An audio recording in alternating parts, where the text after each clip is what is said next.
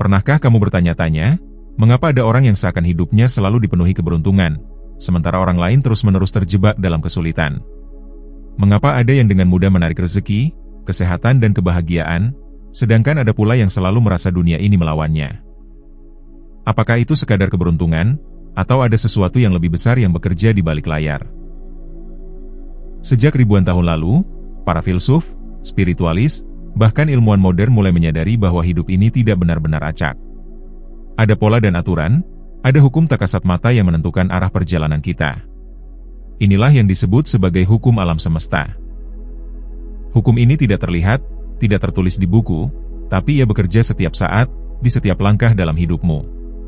Entah kamu menyadarinya atau tidak, entah kamu mempercayainya atau tidak, hukum ini tetap berjalan. Dan jika kamu memahami hukum-hukum ini, hidupmu bisa berubah selamanya. Hari ini, kita akan membongkar hukum alam semesta yang diam-diam mengendalikan hidupmu, dan bagaimana cara menggunakannya agar berpihak padamu. Mari kita mulai. Hukum pertama, hukum getaran. Segala sesuatu di alam semesta ini bergetar, tidak ada yang benar-benar diam. Atom-atom dalam tubuhmu, udara yang kamu hirup, bahkan pikiranmu, semuanya bergetar pada frekuensinya masing-masing. Dr. David Hawkins, seorang psikiater spiritual, pernah membuat skala kesadaran manusia. Di sana, emosi manusia diurutkan dari yang paling rendah seperti rasa malu, rasa bersalah dan ketakutan, hingga yang tertinggi seperti cinta, kedamaian dan pencerahan. Getaran rendah menarik pengalaman yang penuh penderitaan, sedangkan getaran tinggi menarik pengalaman yang penuh harmoni. Inilah mengapa orang yang hidupnya penuh ketakutan dan cemas setiap hari, sering menarik situasi yang membuat mereka semakin takut. Sebaliknya, orang yang hatinya dipenuhi syukur dan cinta, seolah-olah hidupnya selalu dimudahkan. Coba renungkan sebentar, di mana sebenarnya frekuensi kesadaranmu saat ini? Apakah kamu lebih sering berada di frekuensi marah, kecewa atau takut, atau sudah mulai naik ke frekuensi syukur dan cinta? Kabar baiknya adalah, getaran bisa diubah. Kamu bisa mulai dengan hal sederhana, mensyukuri hal kecil, bermeditasi atau sekadar menarik napas dalam-dalam sambil merasakan keheningan. Sedikit demi sedikit, frekuensimu akan mulai naik dan semesta pun mulai merespons. Hukum kedua, hukum tarik-menarik. Kamu pasti pernah mendengar ungkapan, like attracts like. Apa yang kamu pikirkan, itulah yang akan kamu tarik. Apa yang kamu rasakan, itulah yang sedang kamu ciptakan. Hukum tarik-menarik bekerja seperti magnet. Pikiran dan emosi adalah energi. Jika kamu terus memikirkan kekurangan, energi itu akan menarik lebih banyak kekurangan. Namun jika kamu fokus pada kelimpahan, maka peluang, ide, bahkan orang-orang baru yang mendukung tujuanmu akan datang. Psikologi modern menyebutnya reticular activating system di otak. Begitu kamu memberi fokus pada sesuatu, otakmu mulai lebih peka melihat peluang di sekitarnya. Misalnya, saat kamu ingin membeli mobil berwarna merah, dan terus memikirkan mobil berwarna merah dalam pikiranmu, tiba-tiba kamu mulai sering melihat mobil merah di jalan. Ini karena pikiranmu mulai fokus pada mobil berwarna merah, yang sebelumnya tidak pernah disadari oleh pikiranmu. Sekarang, perhatikan sejenak isi kepalamu. Apa yang paling sering muncul akhir-akhir ini?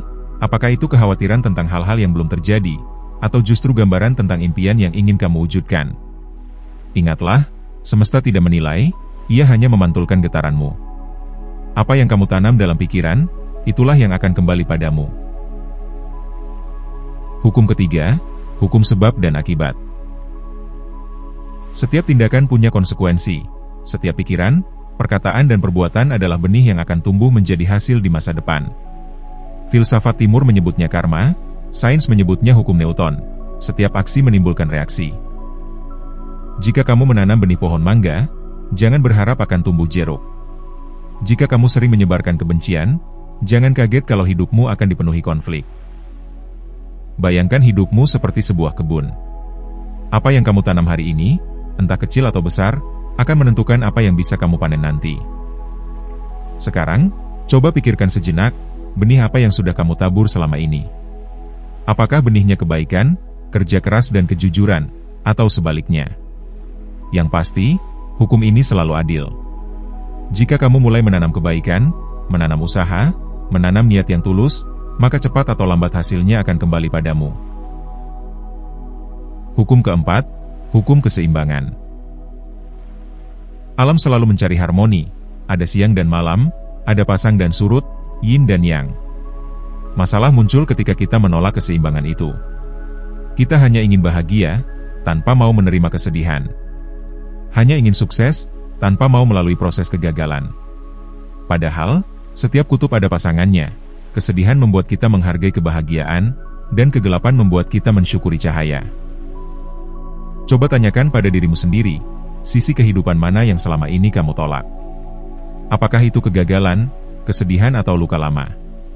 Semakin kita bisa menerima kedua sisi kehidupan, semakin tenang hati kita. Karena kita tahu, bahkan penderitaan pun punya tempat dalam tarian keseimbangan semesta. Hukum kelima, hukum perubahan. Heraklitus, seorang filsuf Yunani pernah berkata, satu-satunya yang abadi adalah perubahan. Alam semesta ini tidak pernah berhenti bergerak. Masalahnya, banyak orang yang terjebak di masa lalu. Mereka ingin semuanya tetap sama. Padahal, menolak perubahan sama saja dengan menolak denyut kehidupan itu sendiri. Lihatlah alam, air sungai mengalir, daun gugur diganti daun baru, musim silih berganti. Kalau alam selalu berubah, mengapa kita ingin hidup tetap sama? Sekarang perhatikan hidupmu. Bagian mana yang sedang berubah, tapi justru kamu lawan dengan ketakutan? Bisakah kamu melihat perubahan itu sebagai kesempatan, bukan ancaman? Hukum perubahan mengingatkan kita, kalau kamu ingin hasil yang berbeda, jangan lakukan hal yang sama. Perubahan mungkin tidak nyaman, tapi disitulah pertumbuhan terjadi. Hukum keenam, hukum kesadaran. Hukum ini adalah fondasi dari semuanya. Kesadaranmu adalah kunci yang menciptakan realitasmu. Albert Einstein pernah berkata, realitas itu sebenarnya ilusi, hanya saja ia terus berulang sehingga terlihat nyata. Ilmu fisika kuantum menemukan bahwa partikel bisa berubah hanya karena diamati. Artinya, kesadaran memiliki peran dalam membentuk kenyataan. Hidupmu adalah cermin, jika kamu melihat dunia penuh kebencian, itu cerminan dari hatimu yang terluka. Jika kamu melihat dunia penuh peluang, itu cerminan dari pikiranmu yang terbuka. Sekarang coba rasakan, apa yang sedang dicerminkan hidupmu hari ini. Apakah itu sesuai dengan impianmu, atau hanya pantulan dari luka lama yang belum sembuh? Kabar baiknya, dengan mengubah kesadaranmu, kamu bisa mengubah hidupmu. Semua hukum semesta bermula dari kesadaran. Sahabatku, hukum-hukum ini bukan teori kosong, mereka bekerja setiap detik, entah kamu mempercayainya atau tidak. Pertanyaannya bukan apakah hukum ini nyata atau tidak, tapi apakah kamu mau belajar selaras dengannya. Bayangkan jika setiap hari kamu menaikkan getaranmu, fokus pada apa yang ingin kamu ciptakan, menabur benih kebaikan, menerima keseimbangan, berani berubah dan menjaga kesadaran. Hidupmu tidak akan pernah sama lagi.